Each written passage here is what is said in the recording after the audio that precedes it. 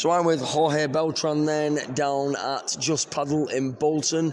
He is the manager and the head coach down here. Jorge, how have you found it in Bolton since you opened Just Padel? To be honest, it's absolutely crazy. Like the amount of people that have come to us, and they were kind of like expecting us for a while. But especially like Fridays, Saturdays, and Sundays, as you probably know, we run 24 hours. And over those 24 hours, we might have 3 or 4 hours slots free on those 24 hours, Friday, Saturday and Sunday. So it's been absolutely crazy. Are you fitting your coaching sessions into those slots then, or are you pre-booking? Obviously, I'm guessing because you run this place, you're pre-booking your coaching slots to make sure you have consistent slots for the people that need them sessions. Yes, absolutely. So what I do is I try to give about 2 weeks in advance to the players, and whoever comes to me saying like, right, I want next week on Thursday 7 o'clock in the morning, then I pre-book that slot. Obviously, as I'm the manager here, I can see 3, 4, 5, 6 months in advance on the system and pre-book my course. Most of the times I try to base my coaching sessions in the mornings during the week, because obviously it's off peak time and the club is a lot quieter, because we know there is a lot of demand for calls on the afternoons and weekends, so I try to stay clear of those times. So can you just break down your sessions for me in terms of how you'd look to progress a player over, say, a 10-week period? If they're booked one session a week with you, how far could you progress them in 10 weeks, for example, say, and what would you teach them from the beginning to the end? Okay, so for example, well, 10 weeks is quite a long time to do private coaching. We do have kind of like public sessions in that aspect, because it's a lot cheaper as well. I do have players that they got like package of 5 sessions, and what we do is on session 1, depending on the level of those players, I will, as we warm up, assess, right, let's see back of the core gameplays, forehands, backhands, usage of the glass, transition shots. Then I put them into the net, see the volleys, see how they find the angles, how much they can push on the volleys. If they slice them, it's always flat. And then a little bit on the overheads, see if they can play the bandeja, the víboras, how they smash, and then based on that, make a plan. So for example, I had a chap that was a high-level tennis player. So obviously the volleys and the overheads were great. Yeah. Great smashes. Bandejas and víboras needed a bit of work, but what we based about 3 hours of work with him was dialing down the power of the back of the court and learning to use that back glass. Make sure like we opening soon enough that racket, and then make sure we're following through with the shot and not just slapping the ball. And definitely cutting back on the top spin. And then we progress into that as, right, we're now controlling that game from the back. We started developing Chiquita, pushing the net and passing shot with the volley to make sure we keep my opponents on the back, and then building onto that, putting pressure on the volley, and then as the ball comes high again, we can pop it out or finish it. And this player in particular went on a period of 6 weeks from a 2.8 to a 4.5, which is a massive 2.8 to 4.5 in 5 weeks. Yeah, is a massive jump. But yes, these players already had really good background on tennis, so he was a really good player overall.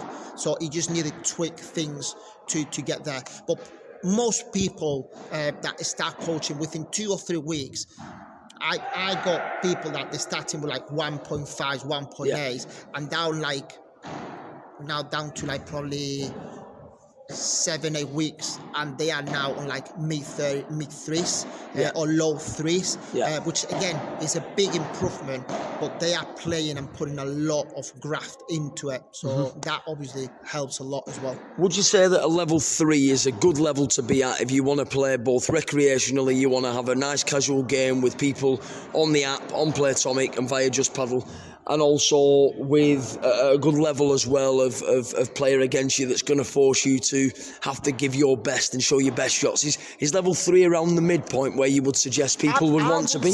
I will say that at every level you will find what competitive is for you at that point. Level 3 seems to be kind of like everyone is now getting some decent volleys, good overheads, good reading of the game, using the back glass, getting the angles. So then it's like forcing you to like, right, I need to step it up in order to win the matches and get progressing. So I think that is a really good point at where competitively you're still seeing a lot better games, and also everyone is still having fun, and you can enjoy it to a point without getting too competitive, if that makes sense. I do find once you get to like 3.5s, 4s, higher 4s or even 5s, this game, the boys on here, we've just been watching them, that is something that if you're not competitive, if you're not on that level and you don't point, you get find out really, really quick where your weaknesses are. And then a lot of people do not enjoy that as much.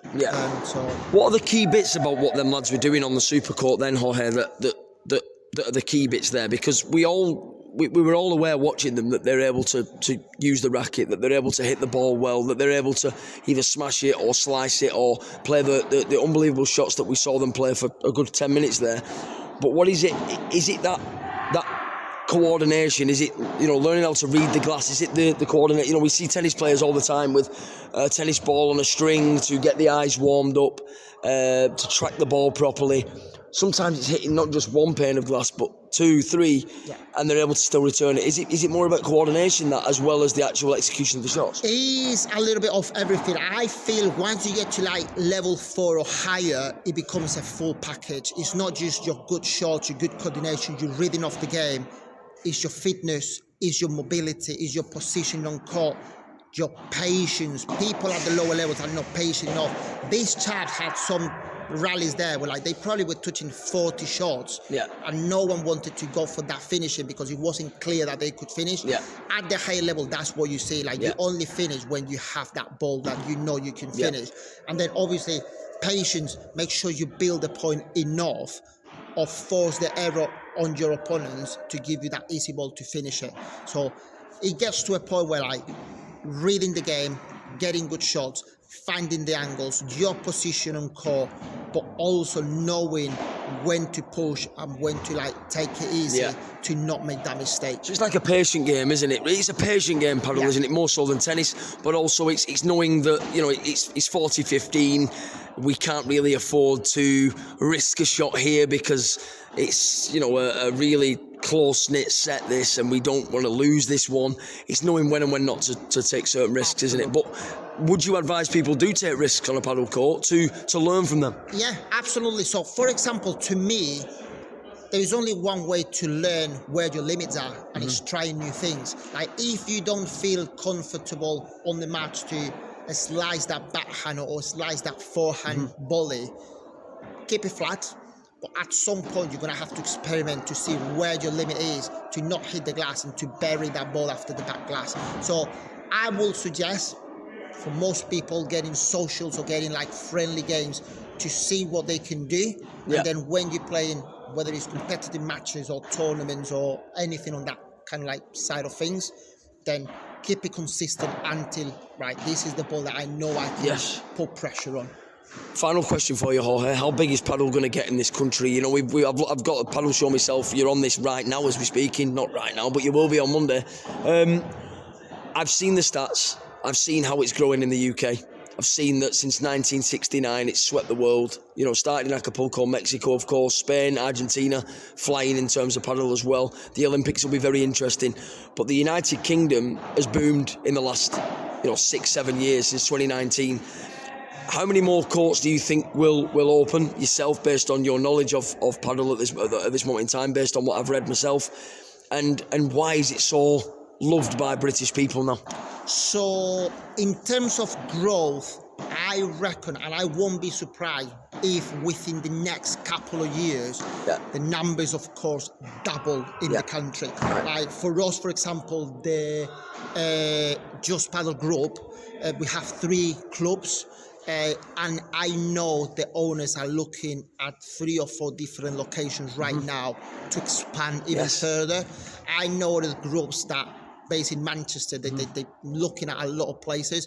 I know here in Bolton there is another club coming fairly soon. So like I say, it won't surprise me if 2 years down the line that the number of courses in the country doubled. And the reason of this is like, obviously it's a really popular sport, but the growth is there because it's a really sociable sport. Yes. It's a really low entry level to it. Like pretty much anyone within like the first hour can get on court and rally. Yeah. And that's not the case with tennis, is it? Not tennis, squash, badminton, any other racket sports. You kind of like need a half decent level of playing to be able to rally with anyone really.